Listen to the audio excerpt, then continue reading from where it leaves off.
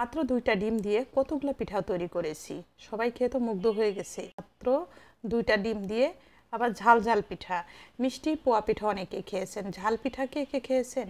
এইভাবে করে ঝাল পিঠা বানাবেন। যাদের ডায়াবেটিস আছে তারাও কিন্তু এই পিঠাটা খেতে পারবেন। এবং যে কোনো মানুষ যে কোনো সময় অতিথি বসিয়ে রেখেও আপনারা এই পিঠাটা তৈরি করতে পারবেন, এত সহজে একবার দেখলে আপনিও তৈরি করতে পারবেন। চলুন তাহলে দেখা যাক। সুপ্রিয় দর্শক, আসসালামু আলাইকুম, সবাইকে ওয়েলকাম।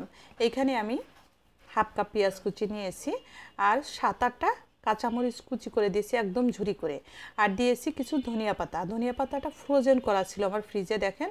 আর ওইটা আমি মরিচ পেঁয়াজের সঙ্গে ভালো করে ভেঙে গুঁড়ো করে দিয়েছি, লবণ দিয়ে মরিচ পেঁয়াজ এবং ধনিয়া পাতা ভালো করে চটকে এর সাথে 2টা ডিম অ্যাড করে দিলাম। ডিম 2টা ভালো করে ফেটে মিশিয়ে দেখেন এইখানে 2 কাপ শুকনো চালের গুঁড়া, 1 কাপ পানি দিয়ে কুসুম কুসুম গরম পানি দিয়ে ভিজিয়ে রেখেছিলাম। ওইটা প্রায় 30 মিনিটের মতো ভিজিয়ে রেখে এখন ডিমের সঙ্গে অ্যাড করে দিলাম, আর দিয়ে দিলাম হাফ কাপ ময়দা। যদি চালের গুঁড়াটা আপনার টাটকা টাটকা হয় যে এখনই গুঁড়া করছেন, ওইটার সাথে ভিজিয়ে রাখা দরকার নাই।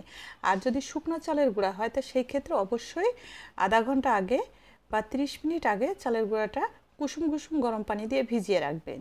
এটা বেশ খানিকটা ফুলে উঠবে, একদম সফট হয়ে যাবে। আর এইভাবে করে পোয়া পিঠা তৈরি করলে না পিঠাটা বেশ ফোলে এবং বেশ মসৃণ হয়।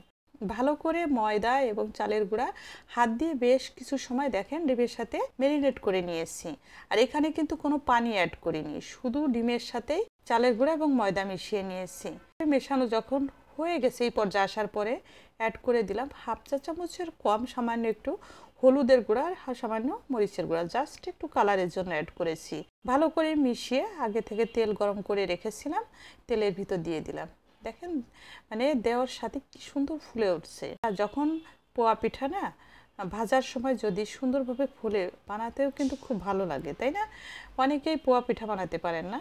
পোয়া পিঠাটা মিষ্টি পিঠাও সেম এইভাবে করে আপনারা তৈরি করতে পারেন। আমি মরিচ পেঁয়াজ যেগুলো অ্যাড করেছি এগুলো বাদে এখানে গুড় বা চিনি অ্যাড করে পোয়া পিঠাটা তৈরি করবেন, একদম পারফেক্ট হবে।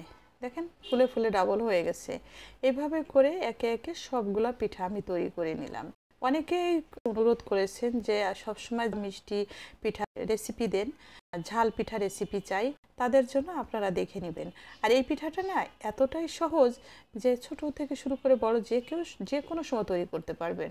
হঠাৎ করে আপনার বাসায় মেহমান আসছে, কি নাস্তা দিবেন, পিঠা আইটেম বা নাস্তা আমরা আনকমন কিছু করে দিই, এরকম করে বানিয়ে নেবেন। ডিম সবার ঘরে থাকে, চালের গুঁড়া ময়দা কার ঘরে না থাকে, তাই না? এইভাবে করে বানিয়ে মেহমানের সামনে দিবেন। পিঠাটা এত টেস্ট হয় খেতে, না করে খেলে কখনোই বুঝবেন না। বৃষ্টি নামলেই তো মনে হয় যে পিঠা তৈরি করি। আর এভাবে করে বানিয়ে নেবেন। হ্যাঁ, একে একে দেখেন আমি সবগুলো পিঠা এভাবে করে তৈরি করে নিলাম। সম্পূর্ণ পিঠাগুলো ভেজে তুলে নিলাম। আর এই কটা পিঠা কিন্তু হয়নি, আরও বেশ কয়েকটা পিঠা হয়েছে। আর পিঠা তৈরি করলে তো বোঝেনি, বাচ্চারা আগে আগে কয়েক পিস খেয়ে নেয়।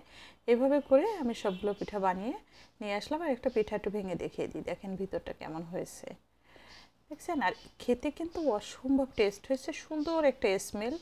না মানে অবশ্যই আপনারা বাসায় তৈরি করবেন এবং ফ্যামিলিকে করে খাবেন, যার জন্য শেয়ার করে রেখে দিবেন এই সহজ পিঠা রেসিপিটা।